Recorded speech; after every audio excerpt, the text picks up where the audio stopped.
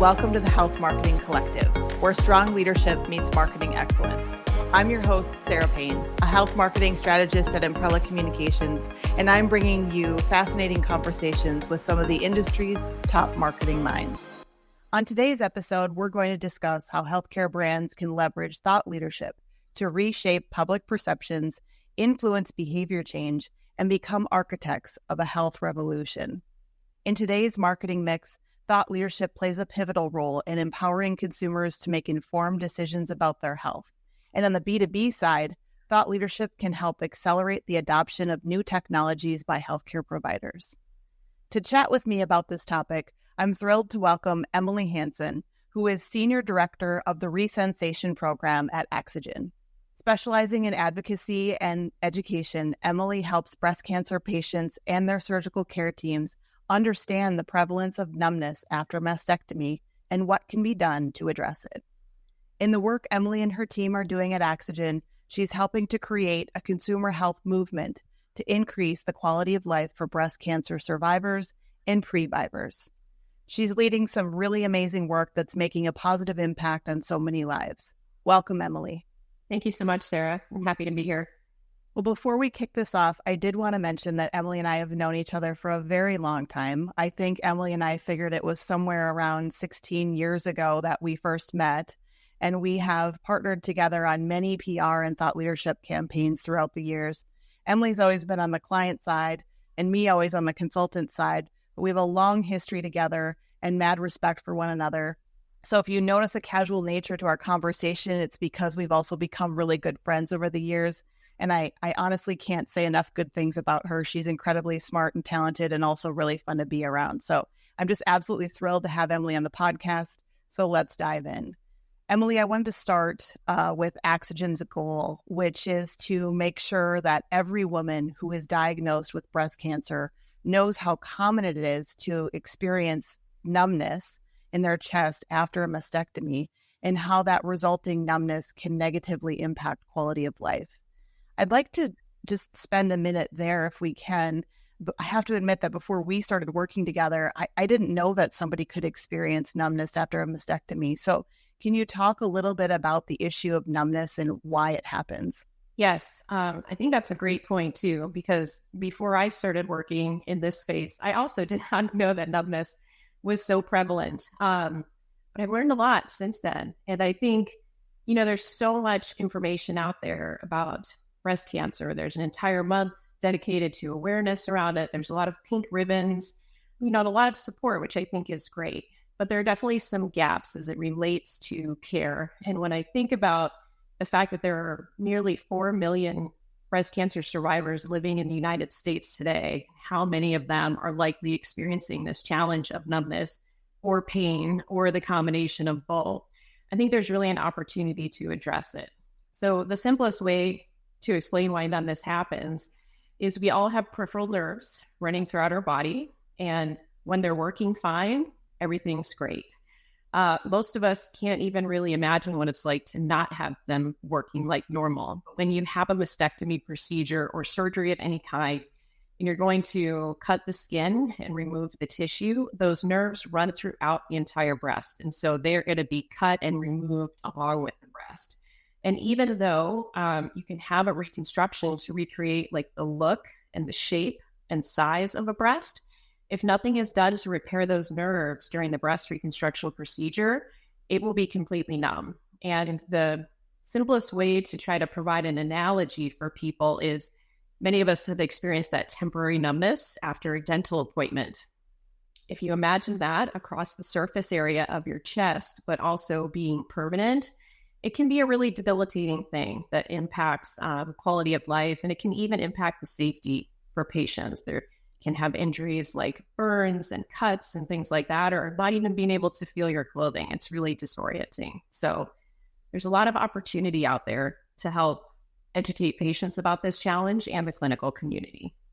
Do we know, Emily, how prevalent numbness is for those who've gone through a mastectomy? Do we have any sense for what that prevalence looks like? We do. The published literature show that anywhere from 40 to 80% of people that undergo breast cancer surgery and mastectomy are going to have either some like partial numbness all the way to complete numbness after the procedure. So the extent of it may vary person to person, but it's pretty consistent. And I would say that's pretty true in the 2,000 or 3,000 people that I've talked to in the past couple of years as well. It's really common. It's just not really talked about. Yeah, for sure. So you touched a little bit on what that experience can be like for women who are experiencing numbness. You talked about, possibility for some safety issues with burns and things like that. How does numbness impact quality of life for people? Yeah, it can really have a huge barrier because when you're dealing with numbness, even if it's temporary in your mouth, if you think of that and how disorienting that feels, even for just a few hours, what it does is it disrupts your proprioception, which is your ability to understand where your body is in space. So many women will describe that it feels like their breasts are much larger than they are because they can't feel the border of it. It impacts the ability for everyday activities like feeling a hug from a loved one, child, friend, partner. Like I mentioned, not being able to feel your clothing. It can be, even disorienting to try to exercise or go and do yoga. Can't feel things like a seatbelt across your chest or how warm the water is in the shower, and you have to be careful about that. And, if we're walking through doorways or things like that, it's actually easy to kind of bump your chest if you can't feel it, and you end up with bruises and other types of damage as well on the skin. So we know that the issue is numbness, and obviously you were working in your work at Axogen to increase awareness about this issue. Can you tell us a little bit about your marketing objectives at a high level? Again, obviously raising awareness is important, but can you elaborate on your specific objectives? So I really think of the marketing objectives for this space kind of in a three-pronged approach. The first one is raising awareness of the problem, and that's in multiple kind of communities. So that's with the patient community and even the general population, the healthcare clinician community, and also with advocacy groups that are already involved in the breast cancer space. And so we're focused on raising awareness about the problem, trying to provide some education around nerve injuries and what can be done about them. And then also we're trying to work at the same time with those that are involved in kind of the healthcare circle as it relates to breast cancer. So if you're diagnosed, it's not just one clinician that you're meeting with, and many times you're going to have 7 or 8 different people involved in that care. And so it's really, I feel like, our job to help make sure that everybody has some level of awareness, because I think the sooner that somebody that's diagnosed with breast cancer or just at high risk in evaluating their options, the sooner in that journey that they learn about this, the more time that they have to process it. Because let's face it, when you're diagnosed, with a life-threatening disease, the top priority is, of course, going to be survival. But your expectations may change as your increase for survival improves throughout that journey. And that's when those things start to become more and more important, really thinking of, it can save my life, but also what's the quality of my life going to be in the long run? So we talked about how awareness is not particularly high amongst consumers, as you and I both personally experienced right before learning about, and working with Axogen. What is the awareness level? You talked about sort of the circle of sort of the care team that surrounds somebody. What is the awareness level amongst the various sort of healthcare providers that would interact with somebody who's experiencing a breast cancer diagnosis? Yeah, it's a great question. I think, at least based on the work that we've been doing over the past couple of years, it seems to be quite low outside of the plastic reconstructive surgeon. And there may be several reasons for that. Every group has their own kind of specialty training, so they're not all going to be focusing on peripheral nerves. And then I also think part of it has to do with the patient journey. And so as you finish various steps of your care, and you're going through treatment, you may not be seeing some of those same healthcare providers anymore as you move on to other ones. And so there's somewhat of a gap, I think, in a feedback loop for patients to be able to articulate kind of what they're going through and being able to distinguish what's different from post-surgical pain or numbness and what's different about this kind of chronic or permanent numbness that exists. The other thing that I would say is, even at the surgical oncologist level, I think there's some awareness that nerves aren't going to be cut and that sensation will be lost. But for so long, there was nothing that could be done about it. So I feel like it wasn't really discussed that much because it seemed as though there's a problem with no solution and just something that, breast cancer patients are kind of forced to accept as part of their journey. Yeah. So great point. So I guess we haven't directly addressed what that solution looks like. And not that I want to spend a ton of time getting into the science of this because, this is more of a podcast focused on marketing, but I do think it's important to at least touch on that briefly. So what does that solution look like for folks that are experiencing numbness? The surgical technique is called resensation. And what's involved in that is taking a processed nerve allograft, so that's donated tissue, similar to if you're an organ and tissue donor on your license, all of your major organs can be donated to other people. The same thing can happen with your nerves. And Axogen, the company that I work for, is focused on peripheral nerve repair. And they developed a process to cleanse those nerve grafts to remove any genetic material, but keep that important structure intact. And that's what's so important. So that nerve allograft really serves as like an extension cord between the nerves that are cut and your breast tissue. And so a plastic reconstructive surgeon is going to go in during the breast reconstruction surgery and surgically reconnect that nerve graft to the nerves in your chest. And then over time, your nerve can regenerate through that nerve graft, potentially restoring the signals back to your brain so that you get the messages that you're feeling in your chest. And then the graft actually becomes part of the patient's own body. And there's no need to take any type of inhibitor drugs or anything like that. It's a really amazing technology. And it's been used all over the body for more than 20 years with great success. So fascinating. Thank you. Thank you for sharing that. So you talked a little bit about, again, the audience and this sort of circle of care providers that will surround a patient. You talked about the plastic surgeon. Really kind of the awareness is highest amongst that group because they are then the ones that are doing this reconstruction surgery and then the allograft surgery. So I'm probably going to get the terms wrong here, but that would be their job. So awareness is highest there. But this is a classic example, Emily, of health marketing where there's so many different stakeholders that have different awareness levels. And then therefore the messaging, right, and the strategies that you need to deploy are going to look very different depending on who your target audience is. So as you guys look at your marketing program, do you sort of prioritize B2B over B2C, or do you see them very equal to one another when you're looking at your overall marketing mix? I think currently we're in the stage where it's all equal opportunity education. So we're trying to educate general consumers at the same time as we're trying to educate very focused surgical specialties. And we do try to focus on different parts of the message to those audiences and how we deliver it, because, this could be a very technical and complicated discussion with people. And if it's too much information at once or too hard to digest, I think people have a tendency to just tune it out because it's like, one more thing with a lot of information. So we focus on telling stories using patients, either who have had the resensation surgery and they can talk about their experience and their recovery, and patients of all different types that have had different types of reconstructions, different age groups. I think it's really important to be broad there. But we also focus on working with some of our clinical partners to be able to help them share through their voice to their peer audiences. So we're specifically working with breast surgical oncologists, and those are the ones who are performing the mastectomy procedure.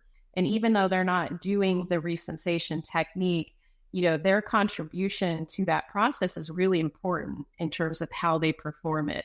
It's almost like making sure that the artist is going to have a nicest canvas as possible for the reconstruction. So we really try to teach them about the problem and make sure that they're aware of it, and then educate them on some of the basic nerve anatomy in the breast and how to collaborate with plastic surgeon partners. And then on the other side, we're also working with some of the plastic surgeons to educate their peers, those who are on the forefront that have been doing this procedure for 5 years or 10 years, sometimes longer, sharing their experience in their community and helping to get more people to understand what that problem is. You've been running an awareness campaign for a few years now, and can you talk about which activities you found to be most successful in achieving your objectives? It's a combination of a lot of the PR work that we're doing to get education out to multiple different types of outlets and have, different ways of telling the story, bringing new voices in. And then we also do a lot of direct-to-patient type of education. So we have a website called resensation.com. And I mentioned the need to really try to simplify things for people. And so we've tried to make very simple animations. So there's no scary surgeon photos on there and things like that to help people understand what happens during the mastectomy, what is the procedure like, and how is that going to work, and been building out content. We also partner with some advocacy groups like the Breasties, who are very vocal in the space. And, many of them are, either recently undergoing these surgeries. Some of them have had surgery in the past and they don't have feeling, and they can really relate to this. And they're very passionate about it, and not just sensation, but, all of these advancements in breast cancer care and how to get the word out so that more people kind of facing these challenges in the future are going to have a better chance at a more complete recovery.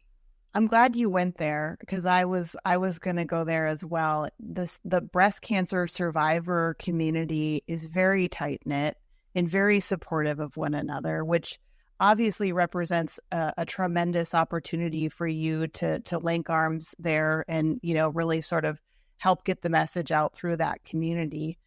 Can you tell us a little bit more? Do you have any tips for other folks in terms of leveraging patient advocates and how to do that well? Because I know that, it's definitely something we want to be sensitive of, because these are definitely, it's not just like an influencer, right? Where you're going to pay them to help get your marketing message out there. This is very personal for them.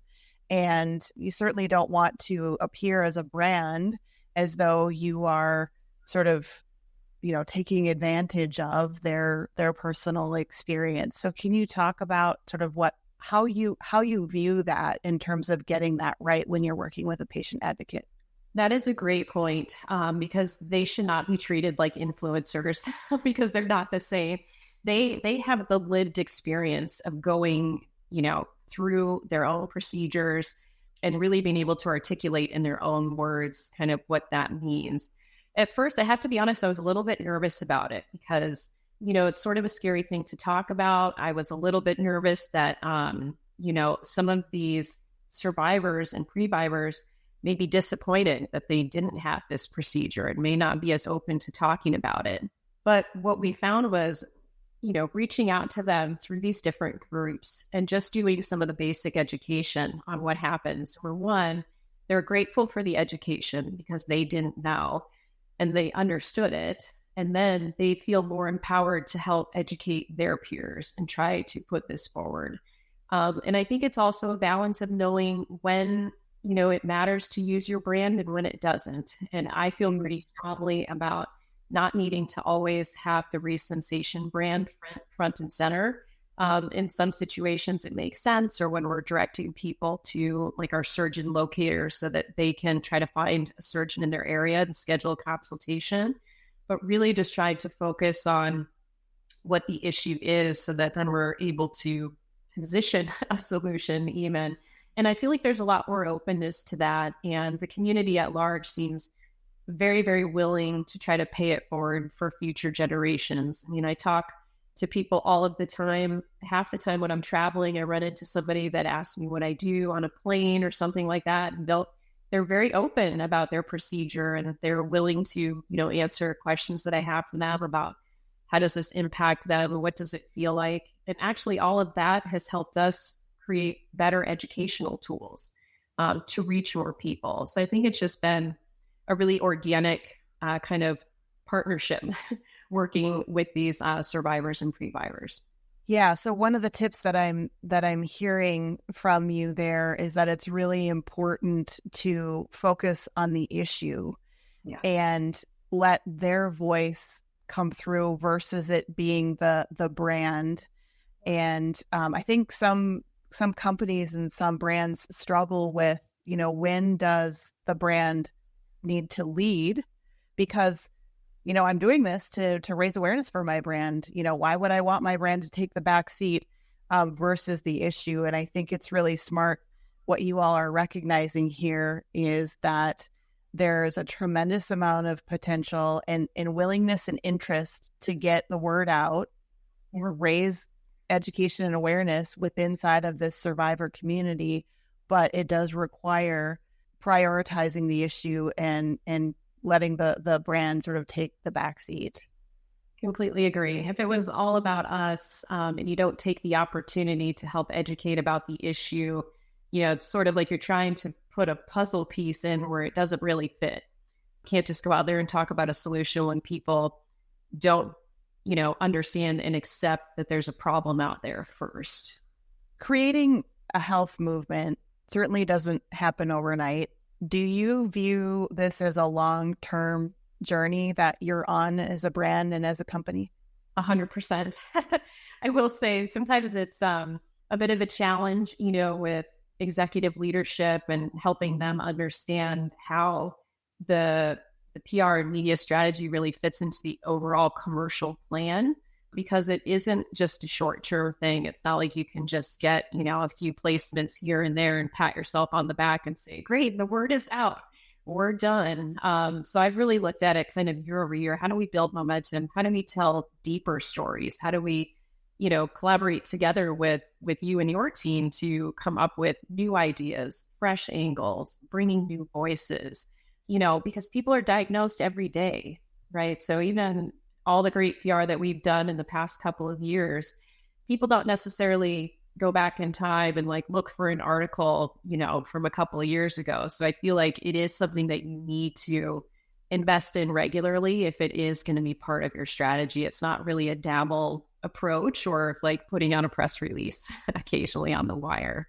Yeah.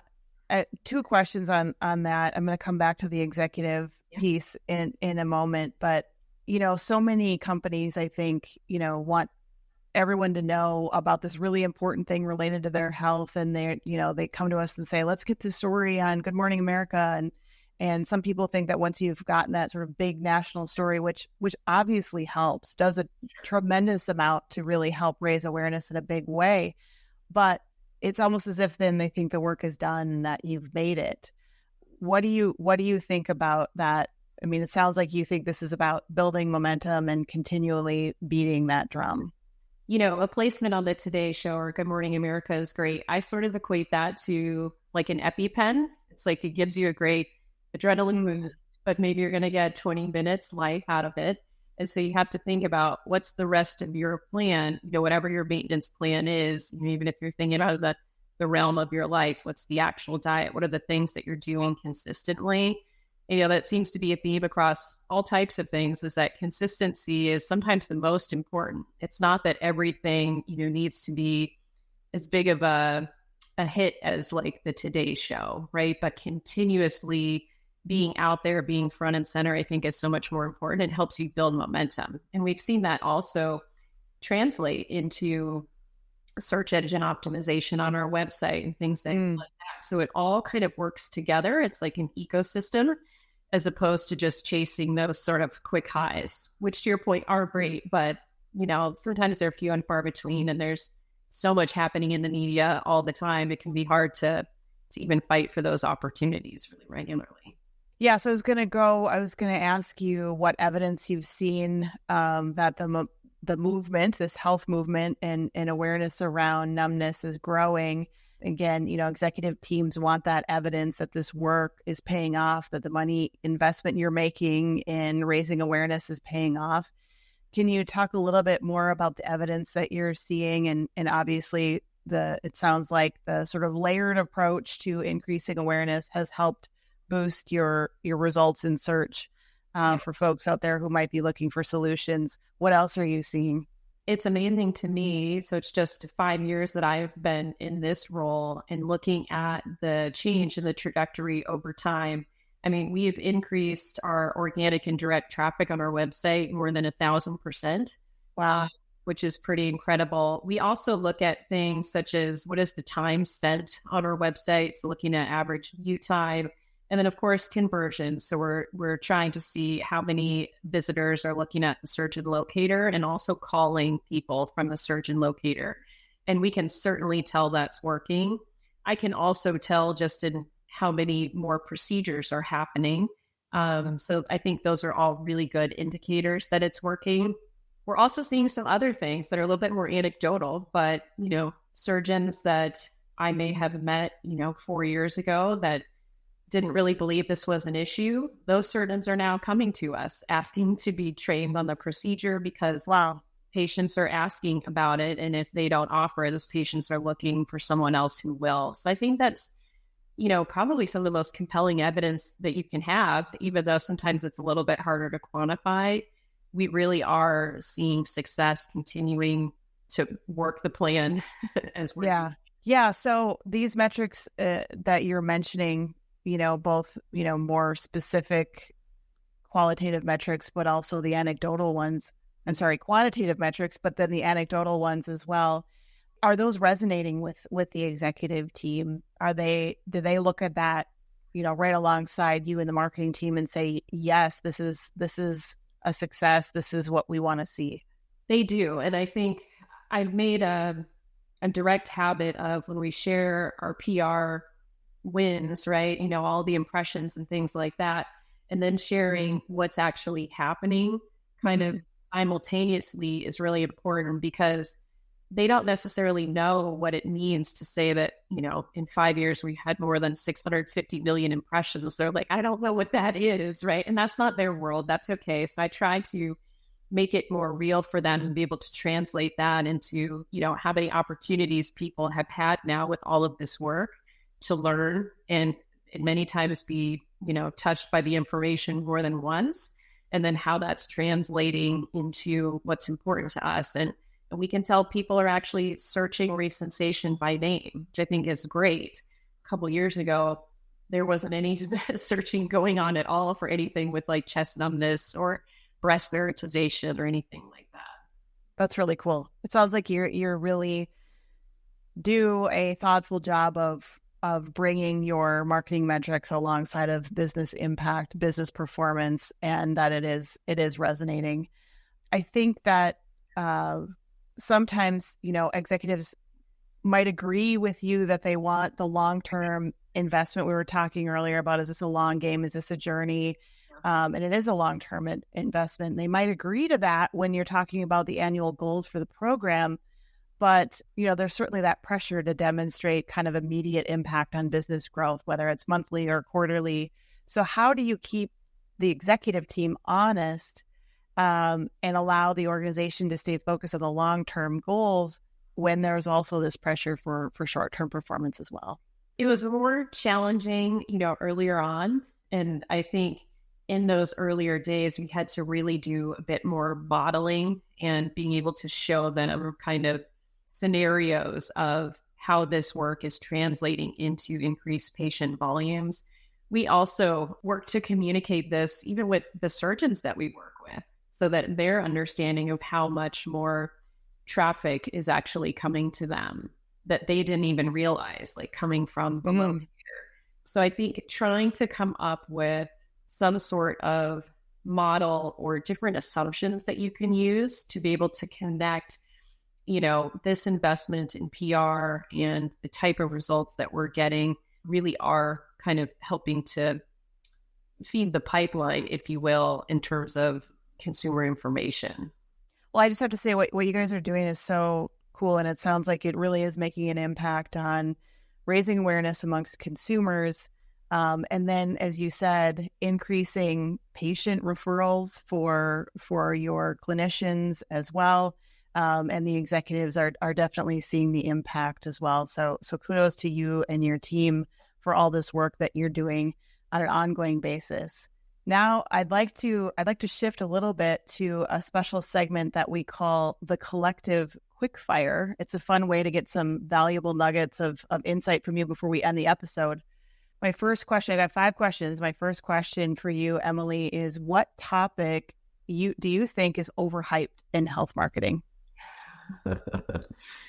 Oh, that's a good one. Oh, it's going to kill me to say it, but I mean, to me, just in general, it's the social media. And maybe it's just because the business that I'm in, that's sort of a little bit less. But all of the TikTok, maybe it's just not my generation yet, or maybe it's being in a really regulated type of market and we just don't have the flexibility to do that. Maybe I'm just a little jealous of the others that get to do all these fun, creative things. And for us, we're not able to do it. Yeah. So just context for folks, we're obviously in a highly regulated environment here. And so there can be challenges that brands face in terms of how they approach social media. Next question, what do you outsource versus what do you keep in-house? We do outsource our PR and media, of course, and then also some of the creative work with the agency that we do. I feel like our brand aesthetic, has a really good feel. It's really strong. And so when I want to create new tools or resources, I want to call on them because I'm really looking for continuity in that brand. And to me, it's worth it to do that. Leads or awareness, which one reigns supreme for you? It's awareness for me, because I think that's what you have to really focus on before you can just start counting like lead generation. And this one we've already touched on, but I'm going to ask it anyway. Short-term results or long-term investment? For me, it's all a long game. I don't do anything for short-term, but I also feel like, trying to change a standard of care in healthcare or any space, you have to be willing to play the long game.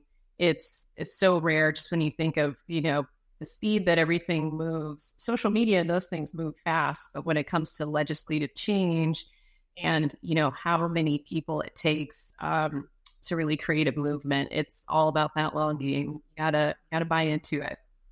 Last question. What's the best podcast episode or book on either leadership or marketing that you've consumed recently? I know you do a lot of traveling, so. I'm always a fan of the Gallup podcast. It's near to my heart. I feel like they, have great research-backed information, and they have great leadership and coaching webinars, podcasts, and you can definitely find me tuning into those, trying to always get some new nuggets of information. Yeah, that's a great one. Well, thank you so much, Emily, for joining me today. I really appreciate it. Where can listeners go for more information about the Resensation program? I know you mentioned the URL earlier, but if you could repeat that again, that would be great. Of course. You can find more information at resensation.com. We have lots of educational animations, tons of information to make it easy to understand. We have a search and locator if you're in a position where you might need to find somebody near you or know somebody else that may need to find somebody. Awesome. So many great insights today. If you all are feeling inspired, please do us a favor and subscribe wherever you get your podcasts. Thanks for being part of the Health Marketing Collective, where strong leadership meets marketing excellence, because the future of healthcare depends on it. We'll see you next time.